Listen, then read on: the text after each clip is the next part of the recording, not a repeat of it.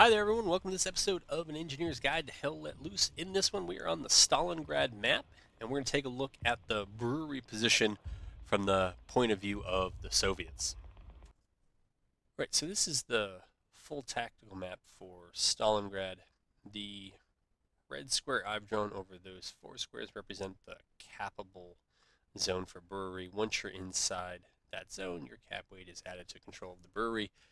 If you are in the strong point, your cap weight is multiplied. The three blue circles I have here, I'm going to show you these when we return to the game, but these are key habitable buildings that I will argue really control the approach and much of the soft cap that surrounds the brewery, and in particular the hard cap. The spoiler alert is that I think the most key building is this one here on the bottom, and it represents one of the kind of two likely avenues of attack. We'll show you this when we get on the map, but the one profitable line of attack is to get in here, and then there are shots right into the hard cap, and then wrap around into the second habitable structure. Down here, well, behind this building and down in these buildings, then Germans can set up their own spawn points, and so that's a concern. For reasons you'll see if you don't know already, this front side soft cap is going to be very difficult to traverse because of the terrain and because of those two buildings.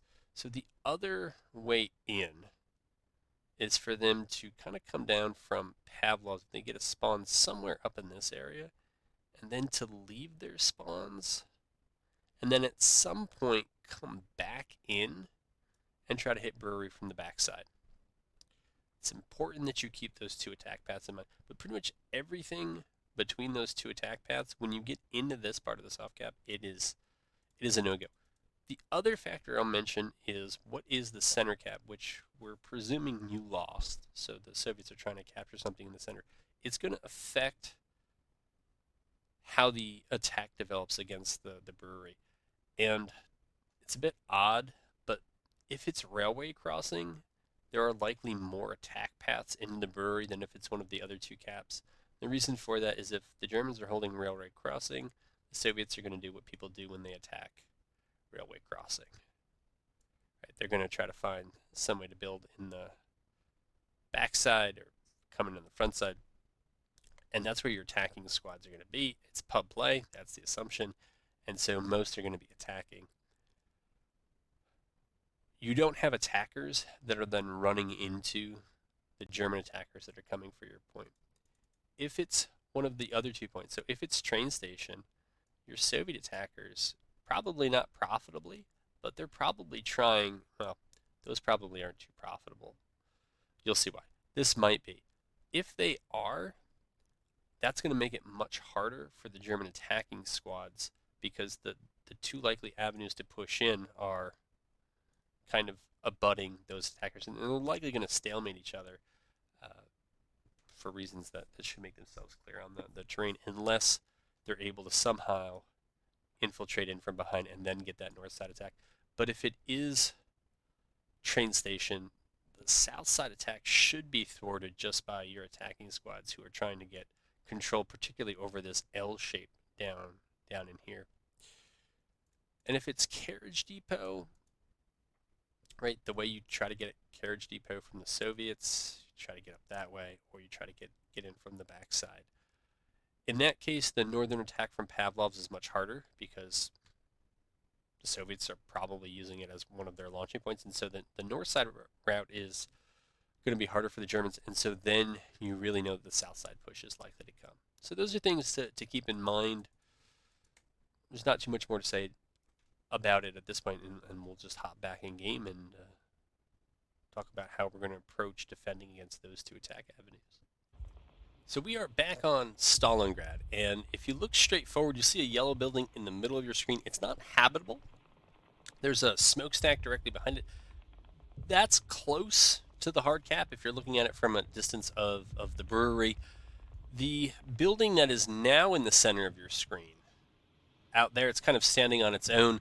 That is one of the three habitable structures that I marked on the tactical map a little while ago. We'll take a look at that. And then now in the middle of your screen, that yellow apartment building, GreatScots in front of the smoke that's billowing out from the buildings further afield. That's the other, or the second of the three habitable structures that I talked about earlier. And I'll maintain that if infantry are going in and the armor battle is kind of stalemated, there are only two obvious attack paths in. The first is a south side push, so where we are, we're starting off in the German cap, and we're assuming that the Germans have capped the center point, and down here in this L that's right in front of us, it's a fine place for a garrison, and then they move out. If there's no forward defense in that building, they will have cover on their left. They'll move up here, maybe eventually get an OP down, and they'll make it to the first of these three habitable structures. You don't want them in this building, and this is an odd one, is sometimes justified because it doesn't actually have, so this is the angle directly looking west, I guess. You can see it's just that room up there, and little cutout down there. But you don't want the Germans to have it, because you don't want MGs and marksmen looking into the hard cap. So if I need to mark it on the map, that's the hard cap.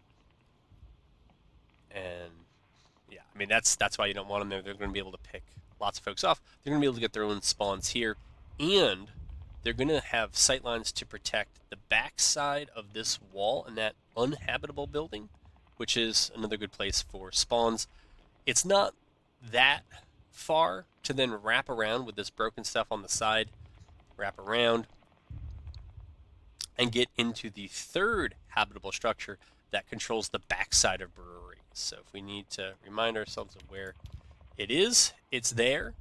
If that's 200 meters up, you likely have at least one defensive garrison, multiple OPs back here, and if they're in this, they're shutting down those spawns, and the Brewery is not long going to be in the defender's hands. So you don't want that. That's the kind of first attack path in. The second habitable structure, the one over here, this covers the other backside of that uninhabitable structure. It also has decent sight lines if the Germans are going to run up and try to put any sort of spawn behind that building and then use that as the final launching point into the Brewery. Control of this building has a number of different places where they could get at that. There are also sightlines that come out the backside, so that's looking back towards Soviet lines. This is looking towards German lines. There's not much that look up this way, which is a bit of a problem, because if that south side push doesn't work and you're the Germans, you pretty much got to go over that and assume that the Soviets have that building and that building covered, and you should be fortifying stuff down there. So the other way that I see likely is actually going to come from the other zone. I think this is Pavlov's house, and they would get up here. They can put a spawn down. There aren't a lot of great options here. I mean, if you're going to run through this, good luck. Maybe they can get into here, but even if they get into here, they can't put a spawn down because this is the red zone for them then, and they're just too far away. They have to get back, and most likely they're going to have to run all the way back here, and this is the backside habitable structure. But if they get to here, we're down here now, they're now going to be able to place backside OPs down, and the bigger problem is that they're just going to be either deleting your spawns or effectively shutting them down by spawn camping them. So I think that attack that comes from the north side is a concern. It's a liability because of how far they have to go without another spawn point, but it's one you gotta kind of pay attention to. So, buildable zones. In the end, I'm going to recommend that you build here. So since I think that this building is the kind of key to the Brewery, because now we're looking back in the Brewery, and again from here we can get around to that other habitable structure, we can get a decent surround, we can get spawns up. But we want to deny this to the Germans, and we want to take away the south attack, make them come from the north. It's a lot of open ground, or they have to go through spawnless territory. And so this is where we're going to build. It is, by the way, from the bottom spawn. It's a 3-minute and 15-second round trip in the supply truck to drop supplies on the train tracks and then drive back to that HQ and get more supply boxes. So if you're a better driver, you might be able to shave some time off of that. But it's going to take you a while just to get the supplies you need if you're going to build up to level 3 bunkers and barricades. I would recommend taking barbed wire out as far as you can. We're pretty much on the edge of the map, but you want to build that out. If they go in trucks, they're going to be able to go around it. It is what it is. But try to take away the footpath that's out there. You could also get a barricade back here and maybe an MG, and they could peek that gap where if the Germans do have spawn back there in that L, they'll be able to get them. In terms of the rest of the building, I would say a bunker or a barricade that faces that uninhabitable structure, because you don't want the Germans setting up spawns there if they do make it that far, and then a barricade or two, or a barricade and a bunker that's looking up.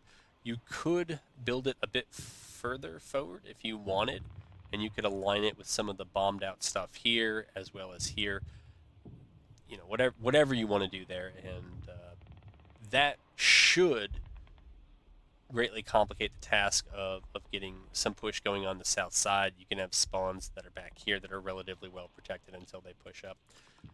But that's my recommendation for holding this key structure. Looking north from that, and again, this is the uninhabitable building that is just outside the hard cap that you really don't want the Germans setting up spawns on, is the other front side habitable structure, which there's a lot to it, right? That is there, but there are also some downsides. It's kind of good at partially defending against the south side attack. It's a bit far away, and it can also play a role in disrupting a north side attack. And at the very least, the squad lead with the bino should be able to keep an eye on everything and report it to the commander and others who might be further back.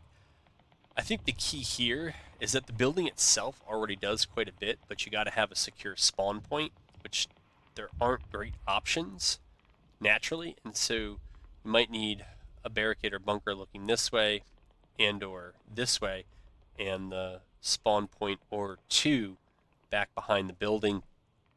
Barbed wire could be set up first in front of those doors so that the Germans, if they somehow make it through in the front, there's not just an easy walk-in on the ground floor. You also have AP mines, all that fine stuff. But that's probably your second best build. The third best build, and this has to do with the push from the north side, where the Germans might have to set up at Pavlov's and then push into the brewery from there. One of the downsides to this, again, for the Germans is that it's a long way to go without spawns, and a direct attack through this open field is nuts. It just is. If they do seem to be trying it, work with what's there. You're right on the border of where a supply truck can drop supplies, so that looks like where they could drop it. And then you could just build barricades and bunkers off of there that look north or west. On the backside, you could use, I think what you need on the backside is barbed wire more than anything else. And I don't know that you need to build it out this far. The terrain here is so friendly for defenders. They can just play, human landmine and delete anybody who comes through. This choke point here is pretty nice to build in. You're, again, right on the border of where you can drop supplies. And so you could have barricade. There's already natural barbed wire here. You're not going to be able to see people who flank around far to the right. But if you have a lot of supplies dropped there, you could set up barricades and bunkers there, and it's a good ways to defend because it's still pretty far from the hard cap. And then what I would do is I would take my barbed wire, and this is where I'm really concerned about the Germans getting in, and I would put all 4 strands here. If I hadn't put it elsewhere, I would put all 4 strands here, push them as far back and around as possible, put 8 anti-personnel mines out here. You should have a few folks who are checking this backside. There's nowhere to hide back here. There are other things to be concerned about, but this backside build it's a bit challenging because the way the terrain is set up. It's an important attack avenue for the Germans. If the front door doesn't work, that they will try the back door. It's just one that the engineering solutions don't, I think, as easily present themselves. And with how close you are building to the border of where supply trucks can work, you are a bit limited in where you can construct and how much. All right, folks, that is going to do it for this hard cap on Stalingrad. Hopefully that gives you a better sense of what you need to do to defend it, and if you are playing in that engineer role, what you can do to facilitate that defense.